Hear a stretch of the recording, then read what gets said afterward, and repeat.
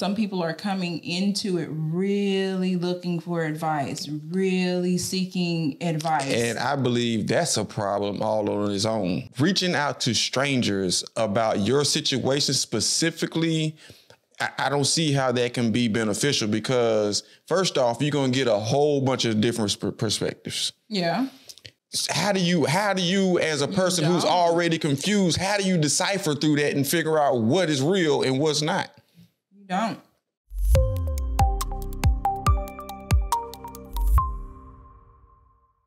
What is going on, everyone's? We here and we back with another episode of Is My Point Valid? Yes, indeed. We in this thing one more time. And like we always do, thank you to all the subscribers, everyone that supports our channel. If you are new here, be sure to hit that subscribe button, like, share, do all that stuff to make us grow, because that would really help us out, and we would appreciate it. But we're going to go ahead and get into this episode right now with What You Know Good. So, what you got for them, baby? Alrighty then. This week I read 2 books. I only have 2 books in. Well, I'm reading one right now, but I'll save that for next week. So the first book I read was an audio book. Y'all, it's easier for me. Like before, when I was on vacation, I keep calling it vacation. When we were on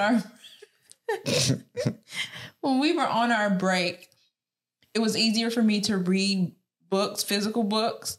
But now that we're back, and which I'm going to talk about in a minute, back into our homeschool routine, it's easier for me to listen to books while I'm doing things. So that's why I'm on audiobook right now. But The Hate U Give, I read as an audiobook, and this is by Angie Thomas. Like I said, I'm going to start rating them 3 stars, and I don't really give good descriptions of books. So I'm just saying it's 3 stars. The Hate U Give, the girl star does see one of her childhood friends gunned down by the police, and he didn't have a weapon. It was a hairbrush, but he didn't follow, that the protocol of being still when you're in a situation as a Black man with the police. So the book goes on to show how there's a Black man protocol. They say the talk. Oh, okay. I know what you're talking about. I'm just being funny. I'm sorry. Proceed. Okay, you stay over there because this is my What You Know Good. Okay. So he didn't follow, be still, don't make any sudden movements or all that. But she goes through and she's trying to not be a snitch because her dad used to be in a gang. And so, that whole ruling of don't snitch, don't tell. And she kind of held it in. And then she does tell, and she wants to have justice for her friend. So yeah, 3 stars. Interesting read. It is a young adult read. So some of the scenes in it, I was like, okay, that it was like some things were over explained.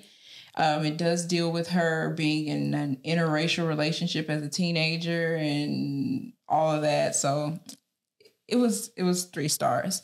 All right. The next book I read was Of Mice and Men by John Steinbeck. Now I physically read this book because it was a short read. I think it was 105 pages. So I was able to get that done in a day. I give this book 5 stars. And when I was reading the reviews, it was mixed reviews, but I really enjoyed the book because of the way that it was told. And then when you really, really understand it, and some of the parallels in the book of how it was in one of the characters, Candy, he had an older dog, and the workmen were like, your dog is old, he stinks and all of this, but they didn't take into consideration that was Candy's best friend that they were about to take away from him.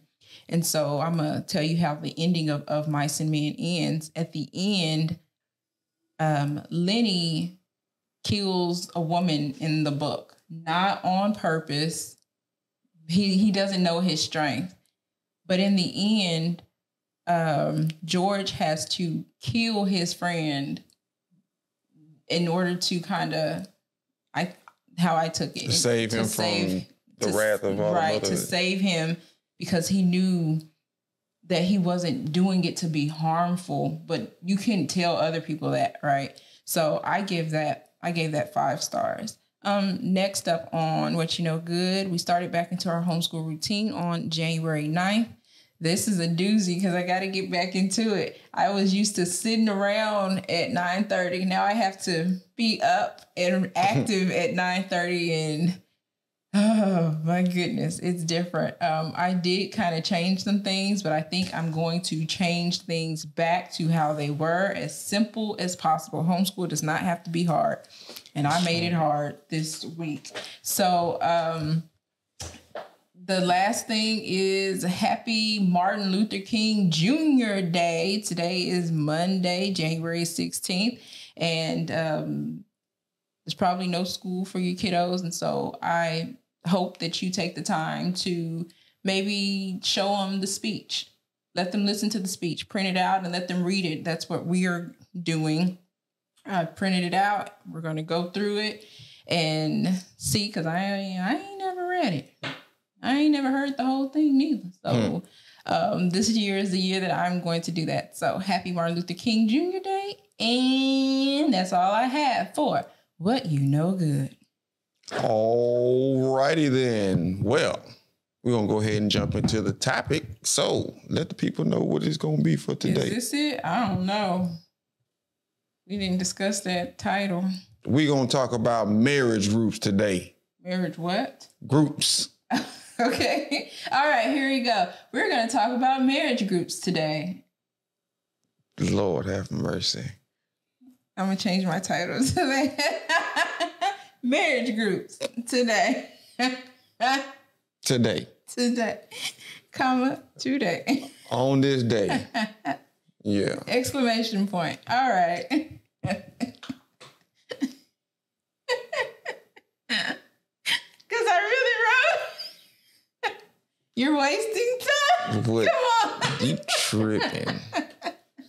Lord have mercy. But Okay. anyway, so recently we have been a part of marriage groups, Facebook specifically. I'm just in one. I don't want to be in all of them. You're in a lot of them. I think I'm, matter of fact, we talking about one specific one that group. I think everybody is in. Everybody in that joint. They even got people that ain't married in there. Yeah. They got people looking for people. There's this one African dude who posted a picture talking about he looking for his future wife in there. You gonna find Lord have mercy, bless his heart. Little Africans don't know no better. It's somebody in here. It is some terrible advice. It is some people who are struggling in their own relationships are giving advice to other people who are struggling. And it seems a bit to the left to me. What you think?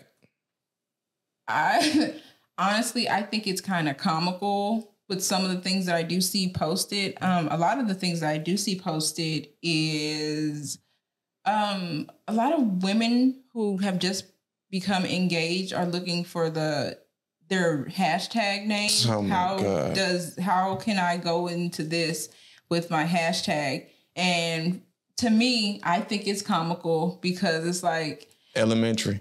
It is elementary, but I'm not going to knock somebody for doing that because that's pumping them up and they're getting excited.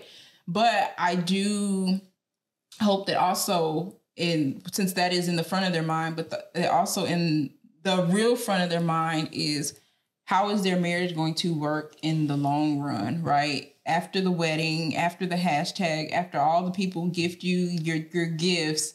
And when the smoke clears, after the pastor is gone, when your bridesmaids and the groomsmen are gone, when you can no longer fit that dress, it's just you two, and you have to figure things out together. And so, are you gonna look back and be like? And that's a thing. That's why I say the hashtag thing is like, it's comical, like it's cute because that could be a thing of looking back. You remember, if you're having a bad day, you remember when we did this, and that could be a good laugh. So, it's you could look at it like that and turn it into a positive. But the one particular one that we are talking about, I do not sometimes see it as helpful because some people are coming into it really looking for advice, really seeking advice. And I believe that's a problem all on its own. Reaching out to strangers about your situation specifically, I don't see how that can be beneficial because first off, you're going to get a whole bunch of different perspectives. Yeah. How do you, as a person who's already confused, how do you decipher through that and figure out what is real and what's not? You don't because, and there's a lot of people in that marriage group. And then when you look at all the comments, somebody is saying, and then you have people, I don't even know if they're married or not, but you do have some people who are negative towards what the person is asking. Mm-hmm. And some women and men, they be like, I don't know how to fix this. And then also they come in, they become a group participant. I don't know if you ever noticed underneath that sometimes they don't want to let you know that anonymous. You're right. Yeah. And so they're I don't want to say mean. It's just like, that's why they go anonymous, because they know that there are going to be a few people that come in there on some bull jive. Yeah. And it's like, this person is really saying they don't know. They don't know. And also with some of these people, it is they're married and they've probably never seen marriage before. So they don't even know what it's supposed to look like. Right. And then you're going and then you see they don't know what it's supposed to look like. They don't know what it is supposed to entail. For us, we know we want God in the mix. Absolutely. Without God, I don't think there is anything, right? And God is in the mix, but he's also, I have to work on myself privately away from my husband, because at the end of the day, and this is what I see, I'm just seeing, I hadn't talked to these people, I don't know, but we are individuals. Yes, we are together. Yes, but at the end of the day, I am Camille. I am not Brandon's wife. Like I am Brandon's wife. But my identity is me. Right. And so I see a lot of women who are saying that I've done this and he's not supportive of me and this and this and this and this. And my mind always goes to, I don't think either one of y'all have seen marriage. And even if you haven't seen marriage, I don't think you understood the commitment that it entailed. Right. The work. Because like we said in the beginning, after all the smoke clears, all the fun and games, the honeymoon, all of the butterflies, it gets real. It gets really real. And if you aren't in tune with yourself first, because what I see on a lot of groups is they come in there and it's men and women. They'd be like, well, my partner isn't doing this and my partner isn't doing that. My partner. But it seems like it's just a blame game. Yep. It's not anyone holding accountability on themselves and saying, what can I do to better this relationship? Because I'm going to tell you like this from personal experience. Once you started bettering yourself, that compelled me to better myself.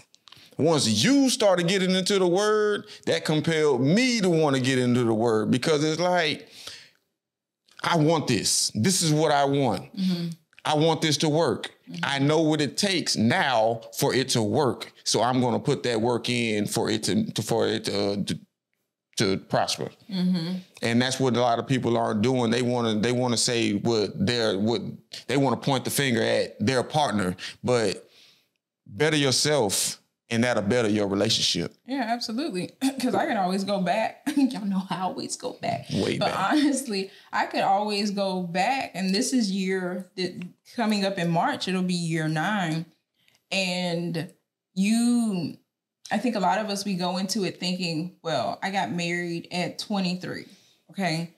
And I think we look at that and we look at age.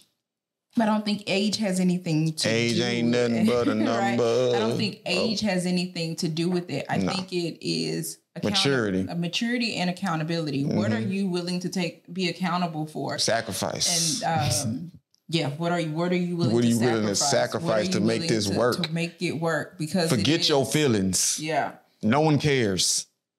And marriage is also more than that. I always talk about this, love. Oh, I just want to touch you and I want to be up under you. Don't be touching me on camera. And stuff like that. Love is action. Love, for me, in my marriage, I'm going to call you out. That's love. I'm going to call you out. And I didn't know, but I'm going to call you out, because if you're it's like sometimes you need to be checked. If man or woman. And sometimes I do it because you're saying something, but you're not doing what came out your mouth. And I know that's hard, because our tongues, it's easy to say, it's hard to do. But what are you doing? Yeah. So, and I'm going to be like, well, you said this. That's what you said. Accountability. And I remember maybe the other month, I got upset. Something triggered me about the trash, but it wasn't because it was just, like, really, it's something else I have to clean up. That's what it was. And that was a trigger. And so you asked me what was wrong, and I spoke to you so calmly.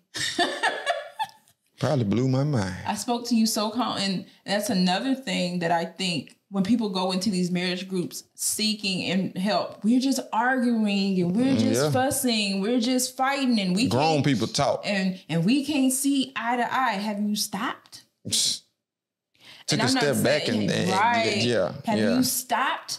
And have you looked at because yourself? You really can't think once you're mad. Once you're mad, you just blurt out things. It's going to be a mess. We need to sometimes just take a step back, take a walk, go in the bathroom, get away from the situation so you can think and come back to the situation with a level head so you can have a adult conversation instead of screaming at each other like children. Yeah, and that's what I did. It was just a trigger of the trash can, because I think one of the little girls didn't put something in the trash correctly. And so that's it's like, come on. So I went to the bathroom and I woosah, and I came back and I finished what I had to do. But when Brandon asked me what's wrong, it was this is what I need, right? And then later on, I said, "You're not mad at me?" He said, "No, because what you said, it was real. Aside from my feelings, however it made me feel in the moment, I took a step back and realized what was being said to me had nothing to do with my feelings and everything to do with the actions within the relationship or lack thereof. So take your feelings out of things. We go wrong. So we go so wrong putting our feelings, the things that people, if someone truly loves you or someone truly cares about you, the things that they're saying are not meant to hurt you. So if you take your feelings out of it and stop worried about, oh, it made me feel this way. No, I'm telling you this so you can take action because I see this as a problem. And if you don't speak up in your marriage, women, if you don't speak up in your marriage, and if you don't say what is bothering you, it's going to fester. And that festering, of course, the first person who you're going to bark at is your spouse. And then next is going to be your children and all that. And then whoever else falls in line. Right, whoever else falls in line. But you're also hurting yourself. So don't let things fester. If it's bothering you, speak up. Yeah. We talked about honesty last episode. That was vulnerability. We're going to have to redo that episode. Yeah, straight up. But don't let it fester. Speak on it and get it get it off of your heart, right? Speak in a calm voice, write it down. But let a person know how you feel. And even though if they don't acknowledge you the way you want them to acknowledge you let that's your feelings. But you have let it be known what it is that you want. If you I ain't been on no date in a year. Well, how he can't read your mind. You sitting there upset because you want to be, and I've done it, so I'm speaking this. And it's just once you let things keep bubbling, I mean, if you don't talk about it, it's gonna bubble. Yeah. So by the time you you get to the point where you want to talk about it, it's a blow up, and then that's the argument. Yeah. But if you would have just took the time prior to that to explain your expectations, then there would have been no problems. Yeah, I don't think people are explaining their expectations before they get married. I think I saw a couple who had been married maybe 6 months. She was like, "It's not working." All right. After 6 months, wait, y'all just started. But the thing, I think, if I'm not pushing them together, I think they had been together for a very long time, and then they got married. Oh. Mm. And so I was like, that's different. I was kind of confused. Yeah. Because it's like, y'all was all right all that time? So I'm thinking, how did marriage... How did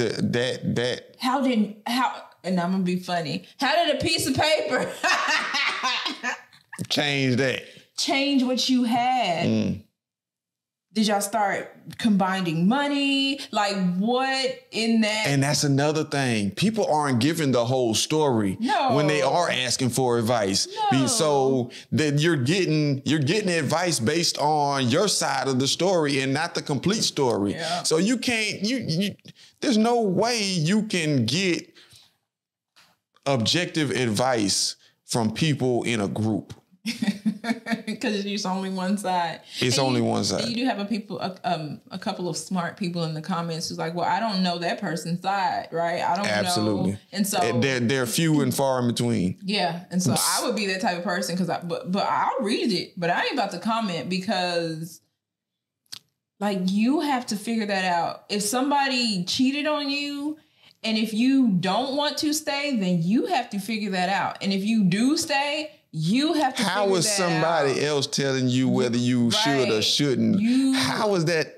That don't even make sense. You don't even know these people. Like, do you remember the one woman got on there? Her husband died that morning, and she got on there talking about my husband died. Yeah, I need y'all to pray for me.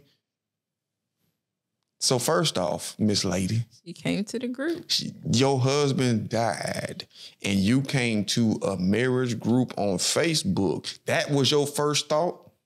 I have to tell the people. I have to tell them, my people, because I need them to make me feel okay. I need the condolences. I need them to say, and have that be fake anyway. They don't. How can you give true condolences to people, to someone you don't know? Yeah, I keep scrolling. I don't give condolences to people I don't know. It's not sincere. I don't know you. I don't know the person that you lost. So how can I condole them if I don't know them? Well, you can, but what threw us off was she came into the group. And that same day, she is saying, "Hey, I lost my husband this morning." And she said this morning. Like I've seen other women who have come in and it's been like, maybe 6 months and they just saying, continue to pray for me. Continue to pray for me. Or they're saying, I still come into the group and I look at all the beautiful marriages and all that. Like it's things like that. That one that we're talking about, that was strange because it's like, did you want sympathy? And I think that some people do come into the marriage group looking for sympathy. I also think some people come in there lying. Absolutely. Because some of them stories they don't make any sense whatsoever. And then you have people giving advice off a story that doesn't make sense. So really, their advice don't make no sense. Like y'all need to go write a book. Go write a book. Man, a nonfiction. Go write a book. It'll sell because it'd be entertaining. It's entertaining. Yes, like you went through all that, and I'm not saying people don't go through stuff, but it's like that's chaotic, and I feel like that marriage group is a little bit chaotic. Absolutely, and what's funny is that the founder of the group, her and her husband are supposed to be ministers or whatever. I don't understand, man. It's all confusing. Hey, I need to see who runs that group. Yeah, it's a woman, and it's a woman who started it, but her and her husband are in ministry. Yeah, they be blocking comments and they block all kind of stuff. They be really doing stuff when people talk about God and marriage. Absolutely, but they're supposed to be people of God. Like that one girl told me. Like people be on there asking for this advice. So my first thing is you need to go talk to God. If there's this song, if you know the 10 Crack Commandments, that's Biggie. I do. But Jonte Austin does, he did an R&B album a while ago, and he did the 10... he does it. It's not the 10 Crack Commandments, but he does some 10 Love Commandments or 10 something. But in one of the things he said, if God ain't in the mix, then you're headed for defeat. And I was like, yeah, Jonte. Like, yeah. But yeah. If God ain't in the mix, then you're headed for defeat. Yeah, I'm trying to tell you. Maybe we gonna find that CD. Yeah, you can get on it. But other than that, man, I just feel like, especially for like Christian married couples, I don't feel like marriage groups are beneficial. Especially this marriage group. I don't think you're going to get what you need out of this group. Straight up. And another thing they always ask about is, should I go to counseling? And like I said before, when I think of marriage counseling, I think about someone going into there and telling everything that they feel is wrong about their spouse. Yeah. Which is no accountability on the individual's part. You got to point the finger. When you go to God counseling, you got to work on yourself. I got to work on myself to be a better me. First off, absolutely. To be a better Camille. Yeah. Once I'm a better Camille, I know that I can absolutely positively be a better wife. Once I am a better wife, then I know that I am going to be a awesome. I was going to say grandmother, but I'm not a grandmother. I was thinking that. I was about to say you was a grandmother. Awesome mom. I am doing the things that I am supposed to do and not in the way of how the world is telling me to be done. If you are working on yourself, if you are actively working on yourself and your spouse sees this and they still choose not to work on themselves, then you know what you're dealing with. You're not the problem. And you need to reevaluate. But we're going to go ahead and keep it moving because that was good. We're going to keep it moving with On This Day in Black History. So today is January the 16th. So in January 16th of 1865, before the 13th Amendment deemed slavery unconstitutional, freed blacks living near the coast of South Carolina, Georgia, and Florida were promised 40 acres and a mule. So contrary to popular belief, it wasn't everyone. But anyway, moving along, Union Army General William T. Sherman met with 20 black community leaders of Savannah, Georgia, and explained to them that land ownership was the true mark of free men. On January 16th, 1865, Sherman issued a special field order that gave each family 40 acres and an army mule. With input from the freed slaves, he set aside the Seas Islands and 330-mile stretch of land along the southern coast of Charleston to be exclusively settled by them. After slavery was abolished, the land came under jurisdiction of Freedmen's Bayou. What is it?